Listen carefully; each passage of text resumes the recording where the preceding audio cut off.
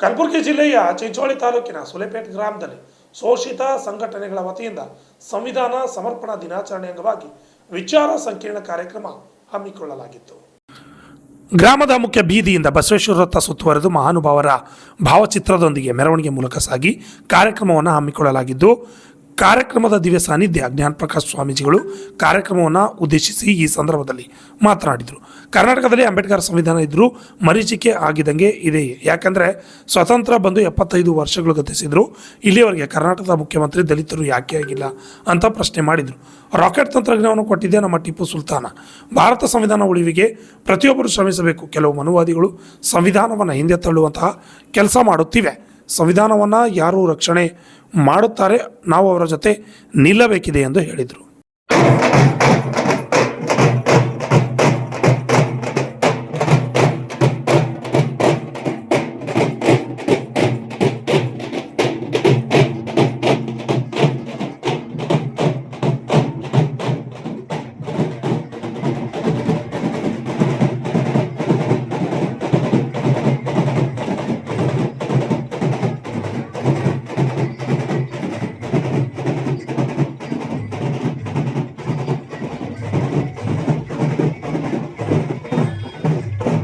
ಮಾತಾಡ್ತಿದ್ದೀನಿ ಅಂತ ನಮ್ಮ ತಾಯಿಯವರು ಹೇಳ್ತಾ ಇದ್ರು.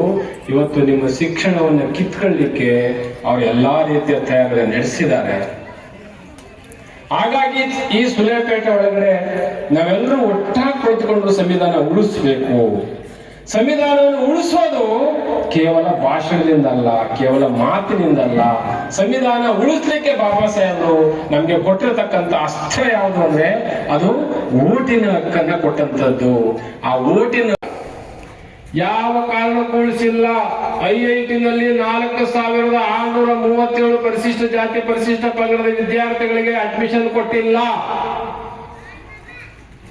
7021 ಹಳ್ಳಿಗಳಿದೆ ಕರ್ನಾಟಕದಲ್ಲಿ. ರೆವಿನ್ಯೂ ರೆಕಾರ್ಡ್ ಅಲ್ಲಿ ಇವತ್ತಿನ ರೆಕಾರ್ಡು 7029 ಹಳ್ಳಿಗಳಲ್ಲಿ ದಲಿತರು ಕೂತಾಕ ಜಾಗನೇ ಇಲ್ಲ, ಮಸಾಲನೇ ಇಲ್ಲ. ಹೈದರಾಬಾದ್ ಕಲ್ಯಾಣ ಕರ್ನಾಟಕದಲ್ಲಿ 42% SC/ST ಮಕ್ಕಳು PUC SSLC ಡ್ರಾಪ್ ಔಟ್ ಆಗಿದ್ದಾರೆ. ಯಾವ ಸಂವಿಧಾನ? ಯಾವ ಸಂವಿಧಾನದ ಬಗ್ಗೆ ಮಾತಾಡೋದು? ಯಾವ ಸಂವಿಧಾನದ ಬಗ್ಗೆ ಮಾತಾಡೋದು? ಸಂವಿಧಾನ ಇವತ್ತು ಅತ್ಯಂತ ಗಂಭೀರವಾದ ಸಮಸ್ಯೆಗಳ ಸುಳಿಯಲ್ಲಿ ಸಿಕ್ಕಾಕೊಂಡಿದೆ. ಯಾಕೆ ಅಂದ್ರೆ ಅವ್ರೇನ್ ಹೇಳಿದ್ದಾರೆ, ಸಂವಿಧಾನವನ್ನ ಮೌನವಾಗಿ ಮುಗಿಸ್ತೇವೆ. ಈ ಸಂವಿಧಾನ ಇರುತ್ತಲೇ ಚಪ್ಪಲಿ ಹೊಲಿತಕ್ಕಂಥವ್ರು ನಮ್ಮ ಪಕ್ಕ ಬಂದು ಕೂತ್ಕೊಳ್ಳೋದು.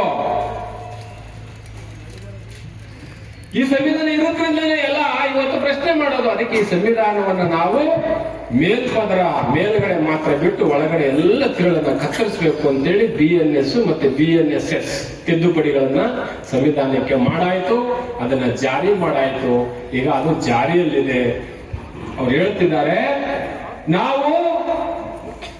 ನಾವು ಮೆಕಾಲೆ ಶಿಕ್ಷಣವನ್ನ ಅಂತ್ಯಗೊಳಿಸುತ್ತೇವೆ. ಮೆಕಾಲೆ ಶಿಕ್ಷಣ ಅಂದ್ರೇನು? ಸಾರ್ವತ್ರಿಕ ಶಿಕ್ಷಣ, ಕಡ್ಡಾಯ ಶಿಕ್ಷಣ, ಎಲ್ಲರಿಗೂ ಸಾರ್ವತ್ರಿಕವಾಗಿ ಶಿಕ್ಷಣ ಸಿಗಬೇಕು ಅಂತೇಳಿ ಕಾಮನ್ ಎಜುಕೇಶನ್ ಸಿಸ್ಟಮ್ ಇತ್ತಲ್ಲ, ಲಾರ್ಡ್ ಮೆಕಾಲೆದು, ಅದನ್ನ ಮುಗಿಸಿದೀವಿ.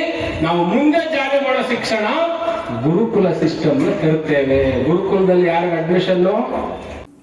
ಈ ಸಂದರ್ಭದಲ್ಲಿ ಹಜರತ್ ಟಿಪ್ಪು ಸುಲ್ತಾನ್ ವಂಶಜ ಸಾಹೇಬ್ ಮಸೂರ್ ಅಲಿ ಮಾತನಾಡಿದರು. नीला झंडा देखते ही सरकारों को डर पैदा होता है, ये कौन सा मूवमेंट खड़ा रहे, ये कौन से लोग, अगर 10 लोग भी जाकर सरकारी दफ्तरों में मांग मांगे तो सलाम ठोककर आप तमाम के काम करके देने वाले अधिकारी सिर्फ और सिर्फ ये ताकत देने वाले बाबा साहब अम्बेडकर हैं. हमें कॉन्स्टिट्यूशन को समझना है. मैं जिस समाज से आता हूँ, मुस्लिम समाज, हमारे अंदर कॉन्स्टिट्यूशन का अवेयरनेस नहीं है. मैं चाहता हूं हमारी कॉन्स्टिट्यूशन और प्रियम्बल जो है हर मदरसे में पढ़ाया जाए. हमारी कॉन्स्टिट्यूशन और प्रियम्बल जो है हमारी मस्जिदों के अंदर रूल्स एंड रेगुलेशंस, लॉज और बायलॉज को सिखाया जाए. हमें जानना है कि कॉन्स्टिट्यूशन और आज जो दिन बनाने के लिए हमें करेंगे इस कार्यक्रम को हैदराबाद कर्नाटक रीजन में हर जिले हर तालुक में ऐसा प्रोग्राम हर वीक होना चाहिए. ये एक ताकत बन सकती है. जब इस ताकत को हम जागृति बनाकर, अंगरक्षकी बनाकर बनाएंगे तो कोई सरकार बिना तुम्हारे या मेरे सरकार नहीं बन सकती, क्योंकि सरकार बनाने वाले हम हैं, सरकार खत्म कराने वाले भी हम हैं। आज जिस अवेयरनेस के लिए हम तमाम इकट्ठा हुए हैं, इस तमाम इकट्ठा होने के लिए हर धर्म के लोग, जहां इस जमीन संत बसवेश्वर जी और ख्वाजा बंदे नवाज के नाम से कहलाई जाती है, जहां संत बसवेश्वर साहब बाबा साहेब अम्बेडकर से पहले एक बड़ा मैसेज इस रियासत के अंदर देकर गए।